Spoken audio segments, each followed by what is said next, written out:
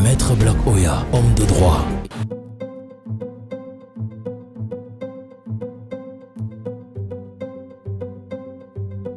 Sache que de la même façon que je t'ai défendu là, c'est comme ça que je peux te défendre. Ok, tu as dit 2 jours, non? 2 jours, c'est 2 jours. Attends 2 jours pour voir. Ça, c'est quoi ce client-là? Parce que les factures. Bonjour, maître. Bonjour. Vos clients vous entendent jusque dans les couloirs. Mais c'est vous les clients. C'est vous les clients. Jamais capable de payer vos honoraires.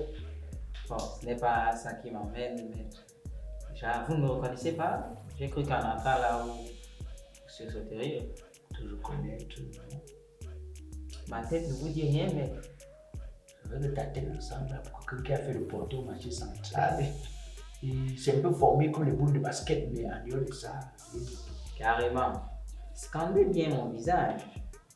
Visage, c'est comme le programme des observateurs de Skinner. MD. Sois la typhoïde. Sois la typhoïde. Je vois la typhoïde sur ton visage. Sois la typhoïde. Vous avez un sens de beau. Regardez bien, je suis le neveu d'un gros poisson de ce pays. Attention. Hey! Tu es le neveu de... C'est bon, ça va. Une ressemblance aussi évidente. Ça vous a pris combien de temps? Attends, sois sérieux. C'est ton oncle qui a mis cela. Oui, mais présentement, il n'est plus que l'ombre de lui-même. La maladie l'a cloué. Donc tu es de la famille de ceux qui croquent l'argent de ce pays à belle dame, c'est ça? On mérite cet argent, maître. Vous méritez cet argent. Vous méritez cet argent. Et qu'est-ce qui a couillé ton oncle sur le lit de l'hôpital? Maître, pour être honnête avec vous, je pense que c'est le FMI Fonds monétaire international. que vous connaissez. Le FMI connaît ton oncle, tu parles de quoi? Si vous permettez que je résume la situation, tout allait bien jusqu'à ce qu'il nous impose notre manière de travailler, non content de nous générer 2 dettes.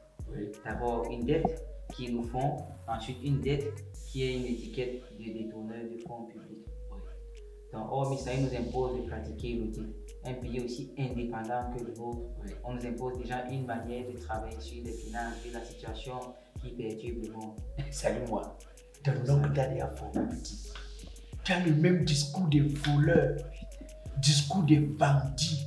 Ton oncle t'a formé. Regarde, ça sort que dans tes yeux, ça sort. Tes oreilles, ta bouche. Ça sent même le vol, le mensonge. Terroriste. Pardon, mais Terroriste. attendez, vous m'insultez? Ton oncle et ses amis, ce sont des terroristes.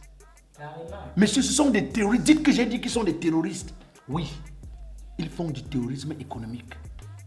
Parce que manger l'argent qui est réservé pour sauver des vies dans une maladie aussi grave que la Covid-19, qui a scandé tous les pays, les plus grandes puissances du monde, c'est criminel, monsieur. C'est cruel. Et, tu sais, grâce à cette affaire, je me suis même demandé s'il n'est pas important qu'avant de donner la responsabilité désormais à un dirigeant dans ce pays, de lui faire l'examen de nationalité pour savoir s'il est vraiment camerounais. Parce que quelqu'un dont le sang camerounais coule dans ses veines ne peut pas réagir comme ton oncle et ses amis. Puisque tu me dis qu'il est que l'ombre de lui-même, il est instable depuis que le FMI... Ah, vous devenez indépendant quand vous voulez justifier votre banditisme, votre vol. Vous êtes habitué dans votre désordre et ça vous arrange. Regarde comment il est. Tu sais, vous êtes des cancres, des incompétents. C'est ce que c'est qu'un incompétent. Un incompétent, c'est quelqu'un, qui est médiocre. Ça veut dire qu'il ne connaît rien. 2, qui a la mauvaise foi, il ne veut même pas apprendre. 3, c'est quelqu'un que tu le vois comme ça là, tu crois que c'est quelqu'un mais il n'est rien. Tu as compris? Vous avez fini. Vous êtes au Camerounais, non? Comme nous, on est des camps, vous avez beaucoup fréquenté. Oui. Comme vous faites un peu de droit, vous vous mettez à dire ce que vous voulez sur mon nom. Un grand ministre de ce pays. C'est ça. Je porte son nom et son prénom, vous avez compris? C'est pas parce qu'actuellement il est entre l'AVC et la crise cardiaque que je suis venu le représenter. S'il vous plaît, nous ne sommes pas n'importe qui. Vous voyez la clé, vous connaissez la marque des véhicules que j'ai conduit, c'est la sienne pour venir ici. Où on vous injecte ces banques, je ne sais pas. Souvent tu écoutes le nom, t'as dit, quand on veut nommer un ministre dans ce pays, dès qu'on te fait seulement, on te dit biographie. Il a fréquenté à l'eau de Seine de Paris. Il a fréquenté à l'île de Roche de Luxembourg. On te donne les titres, on te dit docteur, professeur en... Il a géré tes entreprises en Europe 25 ans, il était bon dirigeant. Mais où, quand vous arrivez ici, où on vous injecte seulement, où c'est quoi, je ne sais pas. Vous n'avez pas honte? Honte de quoi? Est-ce que vous savez que quand vous volez l'argent d'un malade, si ce malade meurt, vous l'avez tué? Est-ce que vous le savez? Est-ce que vous savez? Ton oncle va... tu vas voir, la femme de ton oncle, il va parler seul. C'est le sang des morts de Covid-19 qui s'est en train de monter dans sa tête. Regarde-moi les voleurs. Ses amis ont commencé à faire quoi? Dès qu'on a dit que audit, j'ai vu comment ses amis ont commencé à faire que l'autre, j'ai même vu l'autre qui fait dans les travaux publics dire que la route sera financée par fonds Covid. Il avait à cacher l'argent, non? Maintenant, comme il a vu les dangers. Faut parler avec des preuves. Je parle. Monsieur, je parle. Tu veux m'influencer, moi, non, de droit. J'ai vu l'autre, elle a sorti sa part d'argent de Covid pour acheter les gels quand les enfants sont allés en congé. Donc on lui a donné l'argent là. Elle a pris à mettre dans son compte, non? Dès qu'on a dit maintenant que ok, l'argent est où? C'est où elle se rappelle? Un argent qu'on a déjà fait 2 ans. Voleur. Vous avez la chance que je sors de l'église, vu même l'argent qui est dépensé là-bas. Vous n'êtes rien. C'est comme ça que vous êtes. Les voleurs font toujours comme ça là. On t'a informé, non? De toute façon, vous ne pouvez même pas attaquer le FMI. Vous êtes d'abord qui est un petit avocat. Vous avez fait vos petites études de droit dans les petites universités privées du pays. Vous êtes quelqu'un. Vous détruisez la République. Vous volez tout l'argent de la République. Mais ce que vous savez faire, c'est qu'après, vous partez à l'église, vous offrez les églises. Hein? L'église catholique, vous offrez une église. Vous partez avec les protestants, vous offrez. Vous venez, vous faites la quête le dimanche. Comme si ça va changer quelque chose dans vous. Et dites à votre oncle que le sang des gens là doit monter dans sa tête. J'ai l'impression que dans ce pays, il y a des gens qui pensent que Dieu fume la chicha. Dieu ne fume pas la chicha. Dieu ne boit pas. Et même quand il boit que le jus de raisin. Vraiment.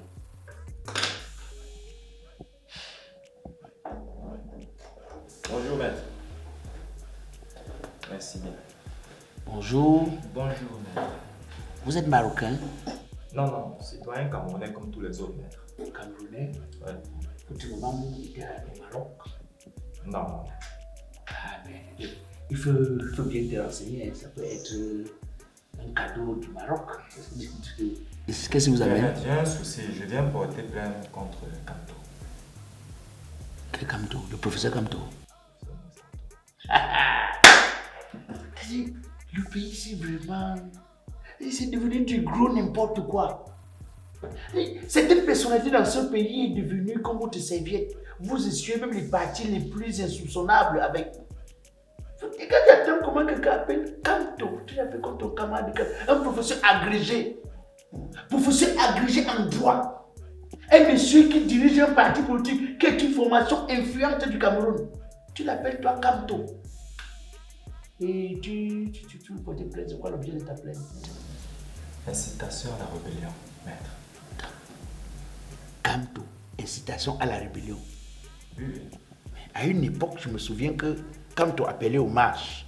À cette époque-là, oui, on disait incitation à la rébellion, terrorisme. Et là, lui-même, c'est où c'est la fatigue, ou c'est quoi, ou c'est Corona qui lui-même il fuit dehors.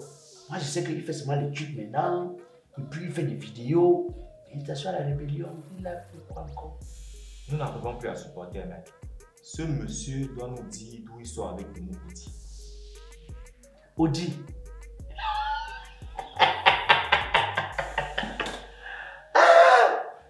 Donc c'est... oui, je comprends maintenant, je comprends. Oui, effectivement, je comprends. Je comprends. Surtout que depuis que le type là a parlé d'Odi, je constate que tout le pays est sans dessus, dessous et tout ça là. Parce que, tu sais, monsieur le blanc, ou tu es blanc, ou tu es marocain, ou c'est un bon blanc raté, il faut savoir une chose, hein. Il y a des gens qui savent bien faire les choses. Tu comprends? Mais lui, non, hein, maître. Non, il y a des gens qui savent bien faire les choses. Grâce à l'audit dont tu parles là, désormais vous pouvez au moins savoir où votre argent part. Ce que ceux à qui vous avez confié votre argent font de votre argent. Parce que de venir porter plainte, dire qu'il est sorti avec mon audit, c'est en train de créer la rébellion. Non, ne voyez pas la rébellion. Voyez maintenant une gestion saine. Quand on a sorti l'argent pour les stades, là, jusqu'aujourd'hui, on vous a dit ce qu'on avait sorti et ce qui est resté dans les caisses ou bien ce qu'on a dépensé. Il fallait l'outil, monsieur. Me dites des choses. Hein. Lorsqu'on a sorti l'argent pour dire qu'on indemnise les gens qui étaient morts sur l'axe Douala, Ezeka et tout ça par rapport au crème là. Les gens se sont plaints qu'on n'a pas reçu l'argent. On ne sait même pas si l'argent est venu. Est-ce qu'on a fait l'audit pour dire aux gens que l'argent est sorti telle somme? Voilà. Lorsque les gens commençaient à crier partout qu'à Kribi, on a pris nos champs, on a pris nos maisons, on a dit qu'on veut faire l'eau profonde, c'est l'eau grande profonde, c'est quoi là? Le poids d'eau profonde à Kribi. Les gens se sont plaints. Est-ce qu'on a fait l'audit jusqu'aujourd'hui pour dire que l'argent est sorti telle somme? Voilà ceux qui ont reçu, voilà ceux qui n'ont pas reçu. Est-ce qu'on a fait l'audit? Non. Vous voyez? Vous êtes dans un pays où les bonnes mentalités, les mentalités de bonne gestion vous manquent. Regarde même seulement, regarde. Autour Douala, Yaoundé, Douala. Voilà, justement. Ça fait 12 ans qu'on construit. Si celui qui avait la responsabilité de construire savait qu'à la fin, on allait faire l'audit pour dépenser, pour demander combien il a dépensé, pourquoi il a dépensé comme ça, est-ce qu'à la base, le chantier était censé avoir cet investissement-là, c'est qu'il ne peut pas s'amuser comme il s'amuse là. Même le stade déjà, comment que tu vois là, est-ce que tu sais à l'époque, on a fait la pause à la première pierre? C'est Augustin Odua, tu as connu Augustin Odua, justement, qui était ministre des Sports à cette époque. C'est lui qui a fait la pose de la première pierre. Le stade Olympe, ça fait 10 ans qu'on construit. Ah bon? Stade Olympe, 10 ans. Si ceux qui avaient la responsabilité savaient qu'audit, qu'on allait auditer après pour dire que telle somme, un stade de telle envergure est censé avoir telle durée. Est-ce que ça a respecté la durée? Est-ce que l'argent dépensé a respecté l'argent qu'on dépense aussi dans d'autres pays conformément à ces normes? C'est qu'il y a des gens qui ne font pas certaines choses. Tu as compris? Que de venir porter plainte par... C'est pourquoi je dis que la plus grande maladie du siècle au Cameroun, ce n'est pas le coronavirus, ce n'est pas le sida, l'ignorance. L'ignorance. Vous ne connaissez pas, mais vous ne voulez pas lever la connaissance. Oh, tu es seulement blanc sur le visage, mais dans la tête. Mais vous m'avez dit des choses là. Mais... Oui, tu es venu à l'école. Mais tout ça parce que ce mois a bouleversé les choses, les affaires de marché. Oui, pardon, sors. C'est mon bureau. Vraiment. Voilà, Audi vous a troublé. Sors. Ok, maître, vous passez une agréable journée. Oui. C'est ça, avec sa robe comme pour Marie-Joseph. C'est-à-dire, quand quelqu'un est déjà grand de taille comme ça, c'est qu'on a mis retirer un peu dans son cerveau pour mettre sur sa taille. Bon, je dois voir. Bonjour, maître. Bonjour. Je suis venu porter plainte au gouvernement. Mais parce que t'as lu, c'est à moi que vous voulez porter plainte. Non, parce que vous avez un comportement, madame, si vous avez un problème, c'est pas moi le responsable de votre problème. Hein. Et en plus, vous savez pas qu'un cabinet d'avocat, ça a un fonctionnement. Ma secrétaire n'est pas là. Vous venez, vous débarquez, je ne vous attends pas, vous débarquez, je suis venu porter plainte, c'est comme ça a dit. Madame, on ouvre d'abord un dossier. On finit d'ouvrir un dossier et maintenant on pose son problème. Et vous voulez porter plainte au gouvernement, pourquoi? Un détournement de fonds. Pour meurtre. Meurtre. Oui. Détournement de fonds, là, c'est ça, c'est de qualité. Mais meurtre, c'est encore. J'ai perdu mon mari dernièrement à cause du coronavirus. Ton mari est mort à cause du coronavirus. Et ce gouvernement qui est venu appeler le coup de ton mari. Mais ne dites pas des choses comme ça. Il ne faut pas dire bien se plaindre chez vous pour raconter n'importe quoi. Mais vous dites que vous portez plainte pour détournement et meurtre. Détournement, on sait déjà que ça c'est pour le gouvernement. Mais maintenant vous parlez de meurtre. Meurtre, vous dites que votre mari est mort à cause du coronavirus. C'est le gouvernement qui a amené le coronavirus au Cameroun. Je ne comprends pas. Maître, dernièrement, ils ont déboursé une somme de 180 milliards. Si demain ce ne reste qu'à 1 million à chaque malade de se soigner, je ne serais pas veuve aujourd'hui. Mais il fallait expliquer comme ça. Il fallait expliquer que tu portes plainte pour détournement de 180 milliards prêtés au FMI, qui a été mal géré et qui a fait que, à cause de la mauvaise gestion, ton mari a trouvé la mort. Parce que l'argent a été facturé là exactement pour sauver des vies. Là, j'allais comprendre. Eh maître, vous ne pouvez pas comprendre. Mais, vous ne pouvez pas comprendre la souffrance d'une femme, d'une veuve qui a des enfants. c'est vous qui comprenez.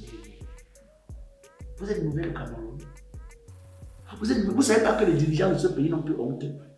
Dans ce pays, les gens, comme vous les voyez en route là, vous croyez qu'ils marchent avec les pieds. Non, c'est la tête qui est au sol.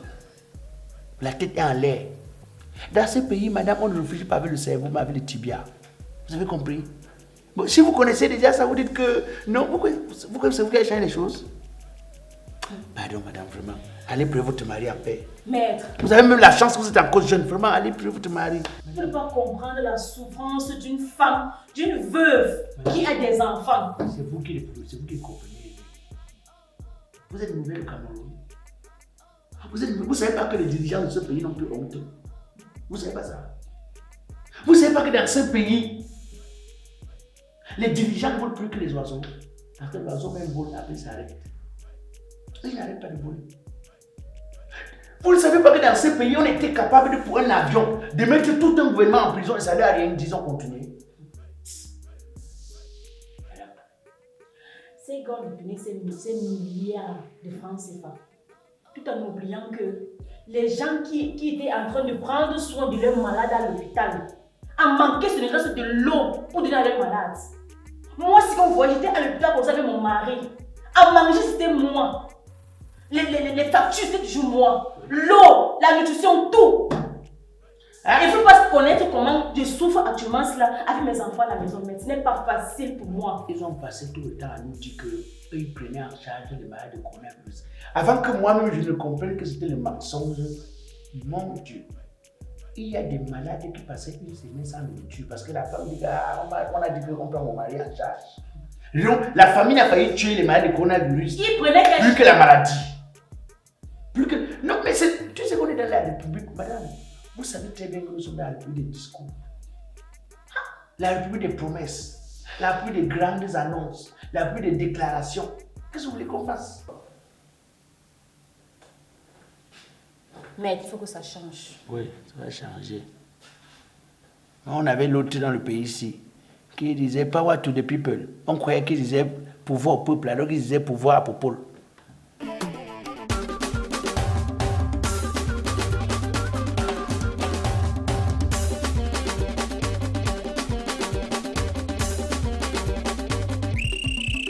Souffrez de m'écouter. Je suis Didier Arafat alias Black Oya le Métis, humoriste biodégradable, président du comité de normalisation de la musique camerounaise. Même si je tape les casseroles, vous allez seulement danser. Les enfants, arrêtez de vous amuser car c'est l'heure de la vraie musique. On y va. Yeah! Arachide, beignet, caramel, bonbon,